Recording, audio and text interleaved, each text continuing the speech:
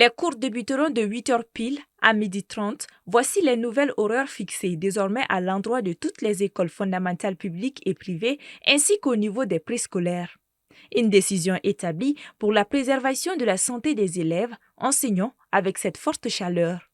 En effet, par moment, dans des classes d'apprentissage, le vent circule moins avec un taux d'élèves assez élevé par classe.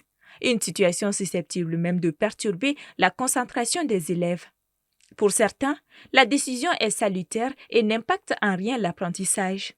Avec désormais un temps d'études court, l'objectif est d'être clair, concis et précis. Il y a ce qu'on appelle une réduction euh, d'horaire. Parce qu'une matière qui est prévue, par exemple, pour 2 heures, tu vas les ramener à 1h30 ou bien à 1 heure de temps.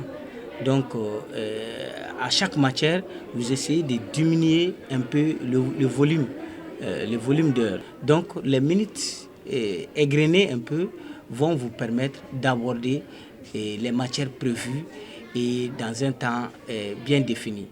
La décision est prise pratiquement à la fin de l'année parce qu'il reste seulement 2 mois, ce mois d'avril et le mois de mai avant les examens du DF. Et sur certaines leçons, on peut essayer de donner des questions, des évaluations aux élèves pour qu'ils se préparent.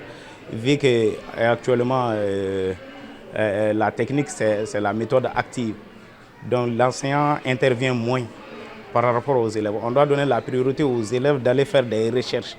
Donc je crois qu'avec ces moyens-là, on peut donner des questions aux enfants qui vont faire des recherches, mais tout en veillant sur les réponses de ces questions-là. Nous nous sommes intéressés à comprendre également les conséquences que ce soleil ardent pourrait engendrer sur les enfants ou encore les grands-enfants et même des adultes. Pour des réponses, le professeur Oumar Koulibaly, pédiatre au CHU Gabriel Touré. Ce qui est très grave, les enfants qui se mettent à jouer au foot aux heures chaudes, c'est déconseillé. Maintenant, au niveau de l'école, c'est prudent qu'ils restent à l'ombre, attendre les parents. Il ne faut pas qu'ils sortent se promener sous cette grande chaleur. Ils peuvent rester dans la cour de l'école, sous les arbres, ou rester en classe quand même.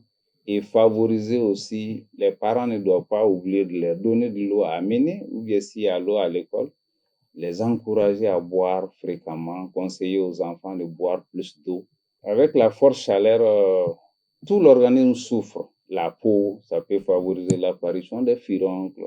Ça favorise l'infection même de l'organisme en général parce que quand il y a une déshydratation, le sang a tendance à se coaguler, ça circule mal. Ce réaménagement des horaires intervient notamment à moins de 2 mois avant les examens. Cependant, les directeurs des écoles assurent être dans le temps pour respecter le programme avant le jour J.